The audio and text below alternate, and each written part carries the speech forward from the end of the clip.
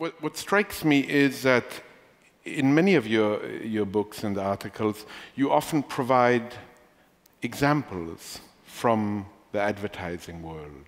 Would you say that you admire that world? Oh yeah, And what have you learned from well, that? I just think the idea that you can tell a story in 30 seconds is astounding. I don't know why they don't get more props, people in advertising. Done well, a good television commercial is a story, right? But 30 seconds is insane. Making someone laugh is really easy. Making people cry is really hard. And in a society, we venerate people who can make you laugh, but we're sort of indifferent to those who can make us cry, which is crazy, because, like I said, I've already made people laugh 3 times, right, in the first 2 minutes. There's no way I'm going to make any of you cry tonight. I'm just not that good. Many people in advertising think this is like one of the great ones.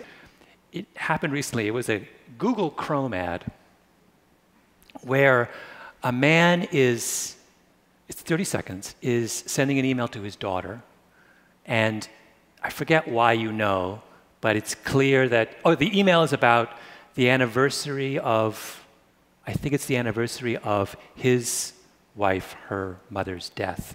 And as he types the name of his wife, he slows down. If you see it, it's just like, you're in tears. Just the act of him, of the fingers slowing down. You're watching the cursor, right? You're watching the letters on the screen, and he just slows down a little. That's brilliant. It's the specificity and the simplicity of the image, right? That's why it packs such a wallop.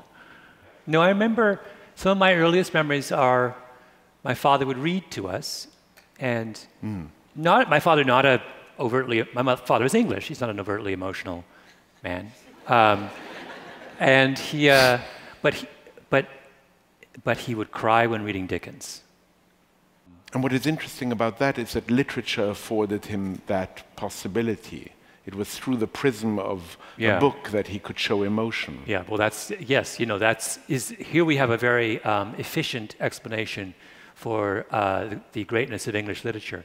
It's an emotionally blocked people, a little kind of stealth enterprise to allow them to do things like cry.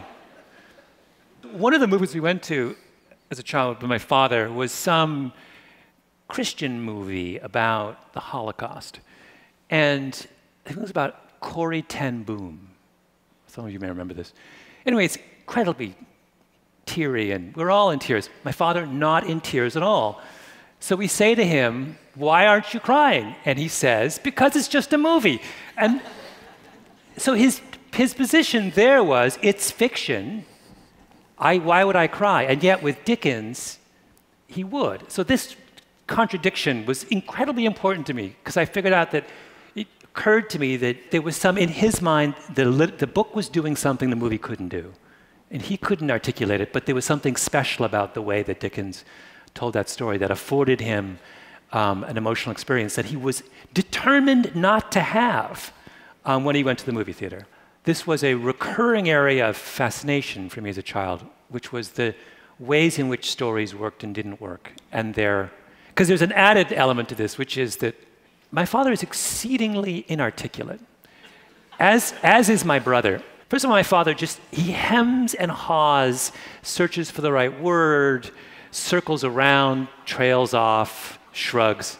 And my brother does a different thing, which is he just talks and never really comes to any kind of conclusion.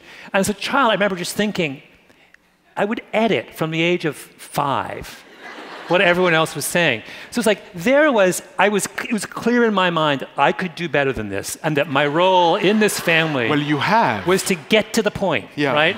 Yeah. But it worked out for you. I mean, in a way, though that early memory of being with an inarticulate, or at least in partly an inarticulate family, created in you the desire for something very different, which was every one of your books has a point.